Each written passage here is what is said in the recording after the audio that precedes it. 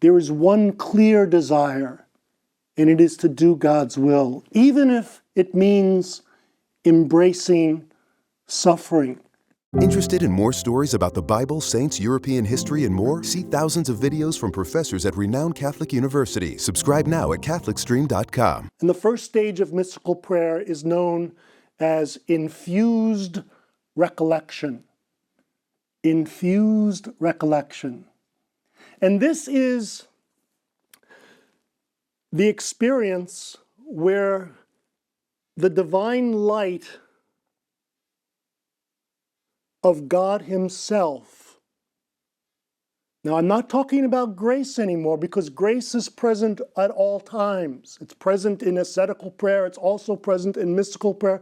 But now we're talking about the face-to-face encounter with God Himself. The divine light of the Holy Spirit fills the intellect of the soul, the intellectual power of the soul.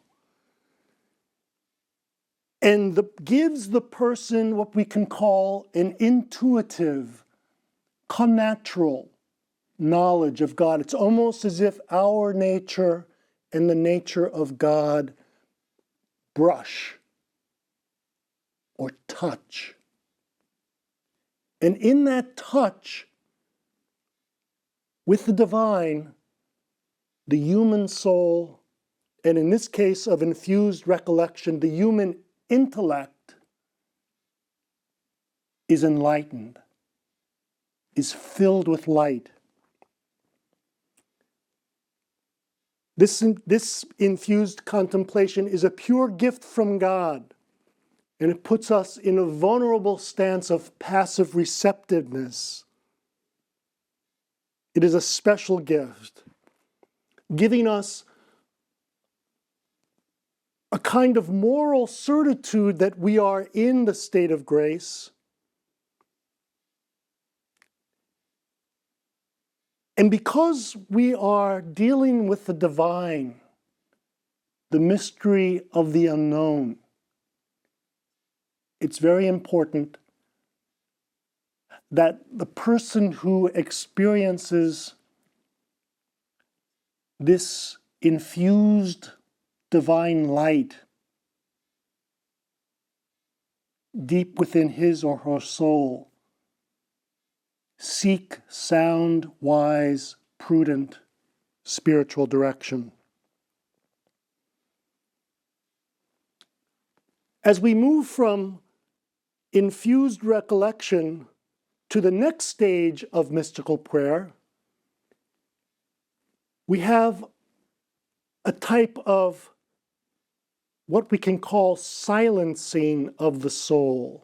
And actually, this next stage is called the prayer of quiet. And what happens in this next stage is that this divine light, which previously filled the intellect and giving it this intuitive, connatural knowledge of the divine mysteries, giving the person a wisdom which comes not from book learning and study, but a wisdom which comes from direct contact with God Himself. Now, that light which filled the intellect now fills and permeates the will. Remember the prayer of the Our Father, "Thy kingdom come, thy will be done on earth as it is in heaven." At this stage, the person, the mystics, one desire in all of life is to do God's will, to follow God's will. And that will, because of infused contemplation, becomes clearer and clearer what it means to love God and neighbor in one's daily activities. There is a quieting of the soul because the soul is no longer tormented by conflicting desires, by conflicting motivations. There is one clear desire, and it is to do God's will, even if it means embracing suffering, embracing the cross itself. Just picture Jesus in the time of his passion, how he embraced the cross, and how the night before his death he said, "Father, let your will, not my will, be done." In the same way, a person on this level of prayer, the prayer of quiet, has one desire, and it manifests itself in a life of humility, a love for suffering, because it sees in that suffering the way to God, the way to Calvary, a detachment from worldly pleasures, and the desire to grow in the virtues. But there's even more in the mystical life. There's even more in the experience of God, because that divine light which filled the intellect and which fills the will in the prayer of quiet now spills over into the next stage and fills the memory and fills the imagination. And this next level is called the prayer of union. Now imagine this, a memory, looking back on your life, being able to look back on your life, all your various experiences, all that has happened to you ever since you were a small child, growing up, and being able to see, because the divine light has filled your memory, being able to look back on your past and to see in each moment the hand of God, the presence of God. Imagine your wildest imaginings being guided by the Holy Spirit. It is often the imagination which is the root of temptation, which leads us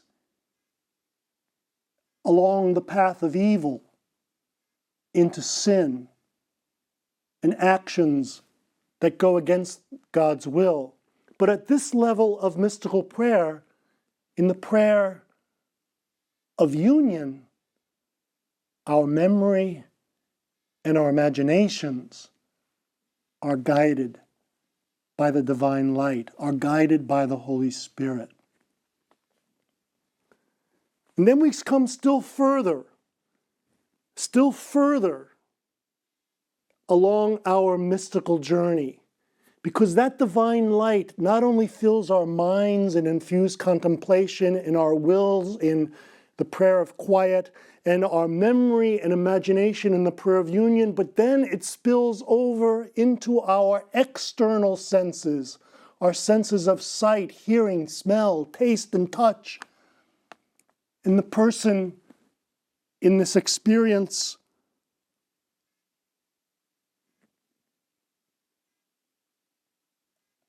steps outside of himself and experiences mystical ecstasy.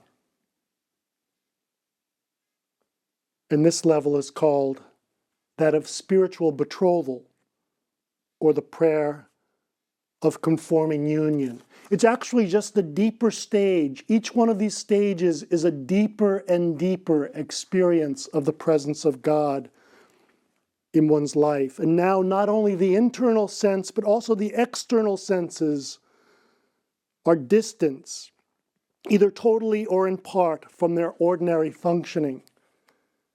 And the person's internal and external senses are so absorbed in God that he or she finds it exceedingly difficult to become involved in the external world and external activity. This experience can be pleasing and gentle, or it can also be intensely violent and painful. St. Teresa describes her experience of ecstasy at this point as a dart touching and piercing her heart. The joy of an intense experience of the divine, experienced in some way in a moment of ecstasy.